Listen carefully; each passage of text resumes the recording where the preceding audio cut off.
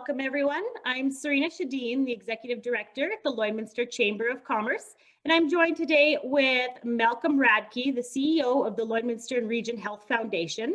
So Malcolm, can you tell me a little bit about the Health Foundation and what you guys do there? Sure. Thanks for having me, Serena. The Health Foundation exists basically to make healthcare in Lloydminster awesome. So as taxpayers, when you work a job, you lose a third of it to taxes. A portion of that is supposed to go towards healthcare in Lloydminster and making sure that the hospital is there and there's a bed available for you when you need it. On top of that, really your taxpayer money only stretches so far and they can only do so much with it. So the foundations exist across the province, across the country, in every city, basically to make healthcare better. And we do that by essentially asking people for money, asking people for donations, hosting fundraising events, whether it's the gala or the hockey game or a 50-50 raffle, but also chatting with businesses and wealthier individuals in town to see if they'd be interested in supporting the hospital and a new project or improvement or anything like that. So that's really my job in a nutshell. Mm-hmm. So tell us a little bit about the fundraising side of things. Everybody knows you in town for the gala. You guys have started doing the muck run. So I'm assuming a huge portion of your funding or money that you raise comes through these events. So tell us a little bit about, event planning. I bet you students out there kind of would find that very interesting. So tell us about event planning, how you go about kind of doing that. For sure. So any charity or nonprofit probably needs money to operate. And one way we all do it is to plan events. Obviously, there's the traditional events like getting together for the gala or hosting, a walk or a run or something like that. In this day and age, post-COVID now, there's a move to be more and more virtual. So last Christmas, we did a Christmas radiothon, which was actually more like a podcast and a live stream. 12 hours of the podcast show host talking about healthcare and telling awesome stories and talking about why you should donate. And that's streamed on YouTube and Facebook. So when you think events, there's the old school in-person way of doing it and charging somebody, $50 or $100 to attend, and then you pay to rent the place, and then whatever money's left over you get to keep for your charity. And then there's also the virtual digital component nowadays as well. So that's a big part of what we do and a big reason why people know us. But obviously it's only one of many ways to get money from people. Mm-hmm. I saw your guys' radiothon and it was fantastic, and you guys raised a huge amount of money. So congratulations with that. It was a amazing success. Thanks. We'll get you on there next year. So what's a typical day or week in your job? Are you very much in the office, or what's that look like? Typical week, we're all over the place. You're either chatting with doctors at the hospital and nurses at the hospital, trying to figure out what they need for you. And then you're out in the community chatting with the owners. So one of the coolest parts of the job is the different businesses you get to see, and you get to talk to the owners or the managers, which is really cool. And you're usually seeing how their businesses run and getting to know them. And then you're figuring out beyond that, like why they care about the hospital. Were they born there? Did they give birth to a child there? Have they lost a loved one there? Have they used the ER? Do they have a mother or a grandmother in a care home? And you just connect why people are passionate with how they can help, which everybody's always looking for that. So the nonprofit world is really cool that way. It's obviously very fulfilling. And yeah, a typical work week for me is usually outside of the 9 to 5. You're available when people can make themselves available. So sometimes that's outside of work hours, evenings or weekends, or you're working a Friday night, at the gala or something like that. But every day, every week is a little different, and you get to meet some really interesting people and make a difference. Good. So what kind of education do you have? Myself, like probably many of you, I left town. I was born and raised in Lloydminster. I left Lloydminster to go to school to take commerce at the University of Saskatchewan, and really had no plans to come back. Assumed I'd get a job in a bigger city and probably stay there. So I got my first 4 years of schooling, like right out of high school. I just went and got my business degree, and I ended up back in Lloydminster basically because there was the right opportunity and it was a good timing with me finishing my schooling. Obviously, we work in healthcare, so if you want to work more frontline work, taking care of people, go to school to be a nurse or a doctor, a pharmacist, or even a social worker if you're into mental health. And in this field, anything healthcare related and the charity world making a difference, there's a wide variety of careers. Like the people in our maintenance building that keep the hospital running, they have more trades, certificates type stuff. The people in the what's called diagnostic imaging, which is basically x-rays, they go to trade schools for 1 or 2 year certificates, and then they're working in radiology already. There's really a wide variety of careers, but me, myself, I kind of came in through the back door into healthcare with a business degree. Mhm. So what's a little bit of your background? Like, I mean, you went to the U of S when you graduated there. I know you were working at the Bobcats. So tell us a little bit about what it was like to work for the Bobcats.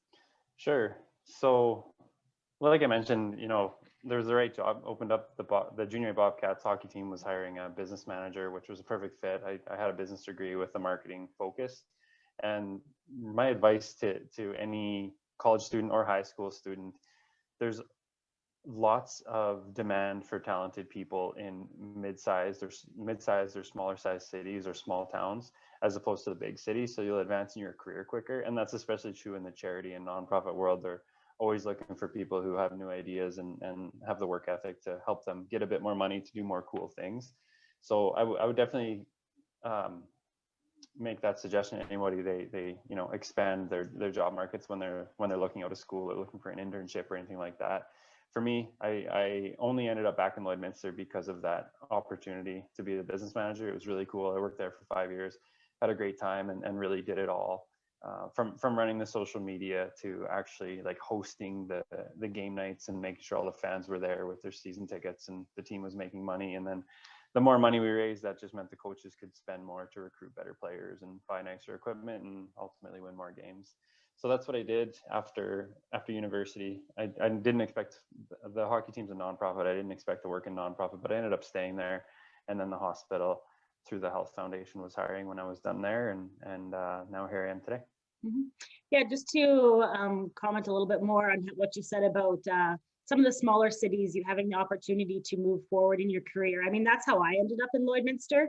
I'm not from Lloyd. I've been here for 10 years now, but I graduated university and my brother lived in Lloyd. And he was bugging me to move here. And I was like, okay, well, wherever I get the better job opportunity, I was in Saskatoon. I was like, wherever I get a better job opportunity is where I'll go. And Lloydminster, I mean, there's a lot of really great opportunities here in this city. So that's why I came here. But you get that opportunity to move. You're given kind of better career opportunities here in Lloyd than in the big city, where maybe you would just be a lower level admin person or just, yeah, that's Yeah, exactly. Mm-hmm. Yeah, you're a great example of that. And whether they end up in Lloydminster or somewhere else, community like Lloydminster, I don't know, you look at Medicine Hat, Lethbridge, Red Deer, Moose Jaw, Prince Albert, there's lots of great cities all over Western Canada, obviously. So don't just get your sights set on Calgary or Vancouver or something like that. The job prospects when you're done school are going to be next to impossible. There's hundreds of other people like you, whereas in a smaller city, and if it turns out to be one where you're from, then obviously you might just know the hiring manager or something like that, or have a free place to live with mom and dad. Yeah, it is. It's very competitive in the bigger cities, especially for those university. Everybody's graduating university that year. Everybody in our class is looking for a job that year. Yep. So you've been involved in some really cool projects in Lloyd, Scotiabank Hockey Day in Canada, RBC Cup. Tell me a little bit about those. Sure. So those are related to my job with the Bobcats, but volunteer opportunities in general are important. The day job is what you do to get paid, and it's all great for your own life and your own household, providing for other people. But really, the community involvement is what makes the place where you live a better place. And it's a great way to get yourself out there. You're going to learn new skills, new opportunities, meet new people, and people. I think trust you more and look at you differently when they see you involved in the community, because they know you're a good person with your heart in the right place, trying to make the world around you better. And it's just one way to get involved in interesting projects. Both those projects were a matter of, why not Lloydminster? Let's do something that puts our community on the national stage and puts us on the map as a host community, a host city that can do cool things. And even coming up on 5 to 10 years out from those events, people still from across the country have heard of Lloydminster because they saw them on CBC or on TSN. Like, you just never know how things can can work out, and how much of an impact that really makes for the community around you, your neighbors and your peers, and your friends. Yeah, like when it comes to volunteering and giving back to your community, I have noticed and seen in my friends in town even that you have just kind of more just general happiness within your life. If you give back to your community, if you get involved in the community, you meet more people, you gain more friends that way. I've seen a lot of people move to Lloyd and they become kind of isolated. They don't really know very many people. So if you want to get out and meet people, and you want to get out and meet, nice, happy people, I mean, volunteering is definitely the way to do it. But and then it also looks great on a resume too. So for all the students out there, I mean, as an employer myself, when I see that students have been out volunteering in the community, that's a huge selling feature. Yeah, and I remember in high school everybody said that, but now that I'm a little bit older, I would completely agree. There's only so many paid gigs out there where you get to look good and show off what you can do. But there's a whole abundance of different volunteer opportunities with nonprofits and charities that could sure use the help. And, you can pick up some skills and look good along the way and make some connections. Every single charity and nonprofit, as you know, Serena, is run by a board of directors, and those are usually volunteer people from the business community. So there's just so many doors that open up the more involved you get in various things. Okay, awesome. So has there anything I missed? Is there anything else you want to add? Oh, probably. I don't know. I think I got it all. Yeah, I would just say in general, don't be afraid of, like, I'm sure there's people who are wondering how they can make a difference in the world, and getting into the charity and nonprofit sector is one way to do that. So there's a whole world out there. I mean, you can work for a sports association or the Chamber of Commerce, or in my case, the hospital foundation. And it's just a really cool industry, and don't discount it. It's a quick way to advance because they're always looking for talent and people, especially the next generation, who understand, digital marketing and social media and just simply e-commerce and websites and things that you would take for granted, how to stream something on YouTube. There's a lot of small shops out there with leaders who don't understand that stuff. And that's one way you can differentiate yourself and be of value right away, early in your career. Yeah, I guess that's kind of one question that I kind of forgot a little bit about is future employment in this field. Like, I mean,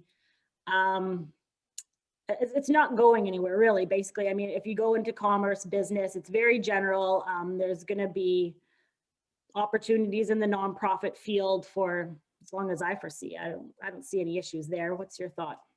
Yeah, it's a timeless industry because no matter how people are making money, whether it's, in Lloydminster, in the oil field, oil and gas, or agriculture, or the new age stuff with e-commerce websites or cryptocurrency, there's always going to be people in need. And the charity world helps connect those that want to make a difference and have the means to those who really need the help. So it's always going to be there. And there is, I mean, if you are really interested in it, there's more formal programs outside of just a general Bachelor of Commerce degree you can do after your schooling or go there instead. And then there's usually opportunities through the post-secondary education. But it's crazy. The sector moves slowly, and because there's only so much resources. So if you have a good idea and a passion, you're going to move far. You're going to go far. Like just this past year, we looked at cryptocurrency donations and how to receive those. And there isn't a single hospital in Alberta or Saskatchewan who has received one of those donations yet. Like, it's just crazy considering how common and mainstream it's becoming. And the fact that we pulled off a video stream, I mean, so many people were impressed, but I think to anybody our age or younger who uses the internet every day, it's just something you do. You press 3 buttons and you're live on your social media account, right? It's not that hard, but that just goes to show you like how foreign some of this stuff is. And there's some innovations and new ideas you can bring that'll help you go far. And then if you do want to switch over to the for-profit world eventually, you have that resume experience of running an organization with this many employees and making this much money.